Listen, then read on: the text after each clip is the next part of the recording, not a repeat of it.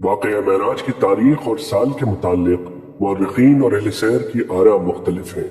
ان میں سے ایک رائے یہ ہے کہ نبوت کے 12ویں سال 27 رجب کو 51 سال 5 مہینے کی عمر میں نبی کریم صلی اللہ علیہ وسلم کو معراج کرائی گئی۔ مسجد حرام یعنی مکہ مکرمہ سے مسجد اقصی کا سفر، جس کا تذکرہ سورہ بنی اسرائیل میں کیا گیا ہے، اس کو اسرا کہتے ہیں۔ اسرا کے معنی رات کو لے جانے کے ہیں۔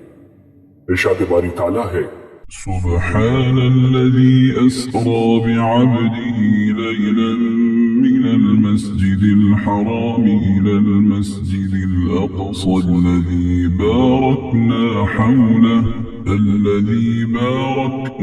حوله لنريه من آياتنا إنه هو السميع البصير۔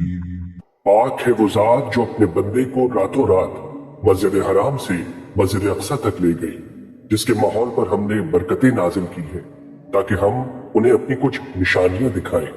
بے شک وہ ہر بات سننے والی، ہر چیز دیکھنے والی ذات ہے۔ اور پھر مسجد اقصی سے جو سفر آسمانوں کی طرف ہوا، اس کا نام معراج ہے۔ حدیث مبارک میں رسول اکرم صلی اللہ علیہ وسلم نے عرج بھی یعنی مجھ کو اوپر چڑھایا گیا کا لفظ استعمال فرمایا ہے، اس لیے اس سفر کا نام معراج ہو گیا۔ ارشاد باری تعالیٰ ہے، اے مکے کے باشندوں، یہ تمہارے ساتھ رہنے والے صاحب نہ رستہ بھولے ہیں نہ بھٹکے ہیں، اور یہ اپنی خواہش سے کچھ نہیں بولتے۔ یہ تو خالص وحی ہے جو ان کے پاس بھیجی جاتی ہے۔ انہیں ایک ایسے مضبوط طاقت والے فرشتے نے تعلیم دی ہے جو قوت کا حامل ہے۔ چنانچہ وہ سامنے آ گیا جبکہ وہ بلند افق پر تھا، پھر وہ قریب آیا اور جھک پڑا، یہاں تک کہ وہ 2 کمانوں کے فاصلے کے برابر آ گیا، بلکہ اس سے بھی زیادہ نزدیک۔ اس طرح اللہ کو اپنے بندے پر جو وحی نازل فرمانی تھی وہ نازل فرمائی۔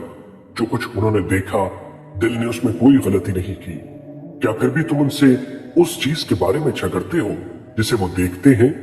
اور حقیقت یہ ہے کہ انہوں نے اس فرشتے کو ایک اور مرتبہ دیکھا ہے، اس بیر کے درخت کے پاس جس کا نام سدرۃ المنتہا ہے، اسی کے پاس جنت الماوا ہے۔